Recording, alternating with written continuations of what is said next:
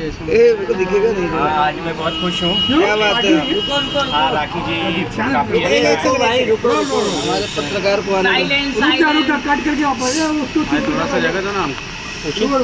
चलिए रितेश जी क्या कहना चाहोगे आप? देखिए मैं काफ़ी खुश हूँ। राखी जी काफ़ी अच्छा रिकवर की हैं और अभी आई मीन एटलीस्ट उनकी मेंटल स्थिति भी काफ़ी अच्छी है, तो काफ़ी खुश लग रही हैं। उनको लग रहा है कि सारी चीज़ें ठीक हैं और बॉडी भी जितनी भी उनकी रिकवर करनी थी वो अच्छा रिकवर हुई है। तो हो सकता है कि 1-2 दिन में वो घर आ जाएँ और ये बहुत खुशी की बात है मेरे लिए। एंड बहुत सारे लोग आप लोग वेटिंग पे हैं, क्योंकि लोगों का मैं देख रहा था न्यूज़। एक बंदे का जिसको आप लोग जानते ही होंगे, वो खुद को अपने को लॉयर समझता है, तरह तरह के बयान दे रहा था। पहले आपको मैं बता दूं कोर्ट के बारे में, मैं आप लोगों को बता देता हूं कि ये एंटीसिपलरी बेल है, ठीक है। उसको पहले ये जानना है कि ये बेल इसको राखी को बहुत साजिश के तहत इसमें फंसाया गया है और पहले बेल के लिए अप्रोच किया गया है। ये चीज़ें मैटर भी मैं आपको बता दूं, ये रीपोस्ट का मैटर है। 67 एक मैटर में धारा का नाम है। और इसमें क्या होता है ना कि जैसे रीपोस्ट इसने राखी के अकाउंट से हुआ है, उस पर ये सारा मैटर चल रहा है। जबकि मैं कानून से पूछता हूँ, मैं लोगों से पूछता हूँ, 2000 से ऊपर लोगों ने रीपोस्ट किया गया है, तो सिर्फ राखी को और एक शहबाज को ही क्यों दोषी बनाया गया? मैं ये पूछता हूँ। मुझे किसी का डर नहीं है, मुझे खुलेआम, हम लोग एक आम जनता, हमें बोलने का हक है। तो आप 2000 लोग से ऊपर ने रिपोस्ट किया है, क्यों राखी सावंत और शहबाज ही क्यों इसमें दोषी पाए गए हैं? मैं इसका जस्टिफिकेशन चाहता हूँ। दूसरी बात कि यहाँ पे क्लियरली मेंशन है कि ये जो भी इसने जाल बुन रखे थे, जिसमें इसी ने कुछ लॉयर को राखी के पास भेजे थे उनका वेल विशर बन के, और ताकि केस खराब हो, और उस लॉयर को इसने गाड़ी भी गिफ्ट की है। तो इसका किसने गिफ्ट की है? दुरानी ने राखी के लॉयर को गिफ्ट की थी, और जिसकी वजह से सारा केस खराब हुआ है। और ऑल दी वे कौन सा एडवोकेट है? एडवोकेट का वो हम लोग नाम बताएंगे। पहले हम लोग तो पहले हमारे पास देखिए, हमारे पास जो पहले एविडेंस हो जाए, सारी चीज़ें के एविडेंस हो जाए। अभी हमारे पास राखी को बचाना, क्योंकि राखी का हेल्थ मेरे लिए मेन इम्पॉर्टेंट है। उसके बाद सेकंड है कि जो भी लीगल इशू, वो सेकंड प्रायोरिटी है मेरे लिए राखी के बाद। और उसके बाद मैं बाकी लोगों को, मैं इनफैक्ट ये भी बोल रहा हूँ कि आप लोगों को मैं ओपन बोल रहा हूँ, ओपन कैमरे के सामने बोल रहा हूँ, जिस दिन ये हम लोग अश्योर्ड हो जाएंगे कि ये मामला सच है, अभी हम लोग स्टिल कोर्स ऑफ इन्वेस्टिगेशन में है, ये मामला सच है, उस वकील ने सचमुच ऐसा किया है, पक्का है, हम लोग बार काउंसिल, और ये रितेश राज सिंह का वादा है, तुमको बार काउंसिल में लाइसेंस तुम्हारा रद्द करा के रहूँगा, ये लिख लेना। आप नाम तो बताइए।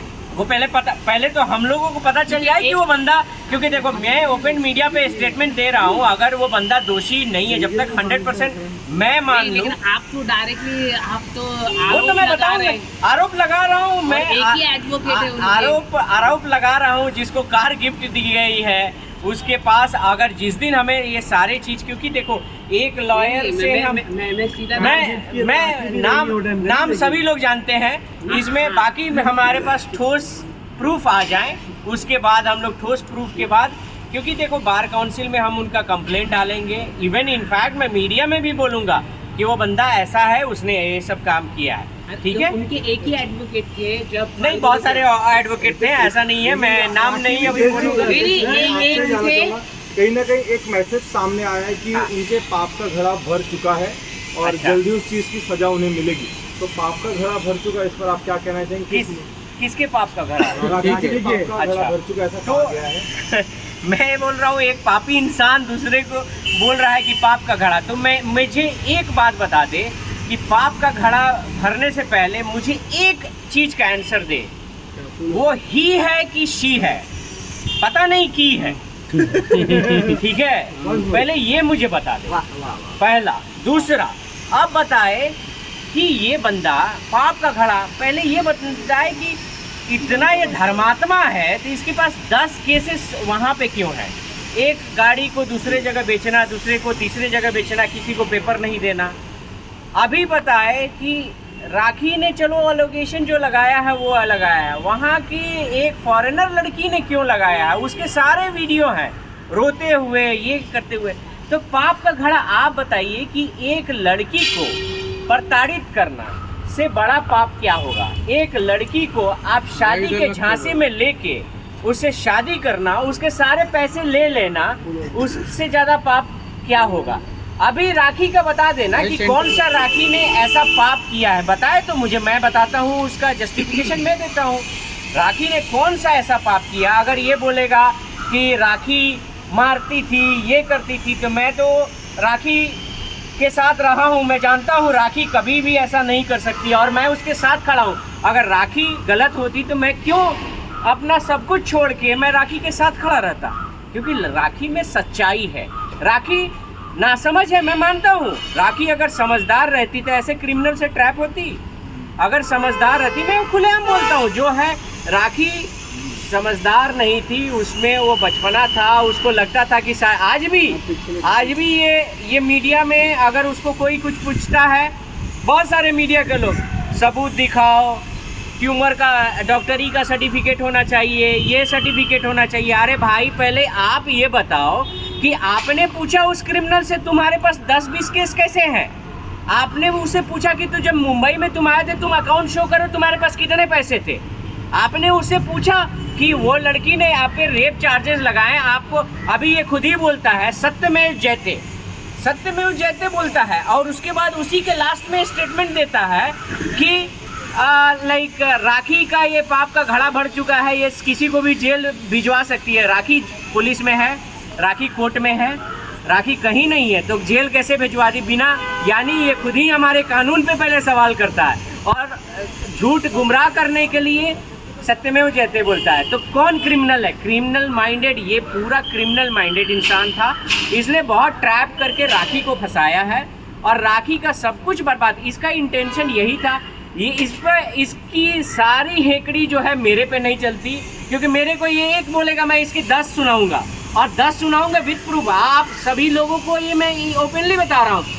आदिल खान दुरानी का नाम लिखो गूगल में जाओ, वहाँ पे कोर्ट का ये रहता है, केस स्टेटस लिखना, रिस्पॉन्डर और करस्पॉन्डेंट ये पूछ लेना, उसमें सीधा नाम डालना आदिल खान दुरानी, देखना कितने केसेस हैं। आप इसमें कहीं भी किसी को नहीं जानने की ज़रूरत है, आप सीधा जाओ उसमें ब्राउज करो, देखो कि कितने केसेस हैं इस बंदे के नाम पे। तो आप बताओ कि इतने धर्मात्मा था, इतना ये दूध का दूल्हा था, तो इतने सारे केसेस क्यों हो गए? राखी जी का बेल भी कैंसिल कर दिया गया है। हाँ, राखी जी का बेल कैंसिल, पहले मैं इसमें करेक्ट करूँगा, वो AB था, एंटीसिपलरी बेल था, ठीक है। उसमें राखी जी को रीडायरेक्शन था कि राखी सिंस वो बीमार हैं, हॉस्पिटल में है, कोर्ट के समक्ष नहीं जा सकती हैं, तो हम लोगों ने उसका एक एप्लीकेशन लगाया था, जो एप्लीकेशन रिजेक्ट हुआ है। क्योंकि देखो, कोर्ट का अभी तो जजमेंट भी आया नहीं है, ये बंदा पहले ही से ब्रॉडकास्टिंग करता है, बेल रिजेक्ट हो गया, ये हो गया, जजमेंट भी आया नहीं है कि क्या कॉज था। जजमेंट आएगा मंडे, आपको मैं कॉज शो करूँगा, मैं दिखाऊँगा भी कि क्या है। लेकिन आपको ये बात बता दूँ कि क्योंकि हो सकता है कि जजमेंट इस हिसाब से वो एप्लीकेशन रिजेक्ट हुआ है, ताकि राखी वहाँ पे पेश नहीं हो पाई थी, या उनको क्योंकि कोर्ट के समक्ष सबको भी पेश होना है, वो बीमार हो चाहे जो भी हो। तो ये अभी पहले आ जाए जजमेंट का कॉपी, तो फिर हम लोग आपको डिटेल शेयर। तो हॉस्पिटल से निकलने के बाद क्या राखी जी अपने आप को सरेंडर कर देगी?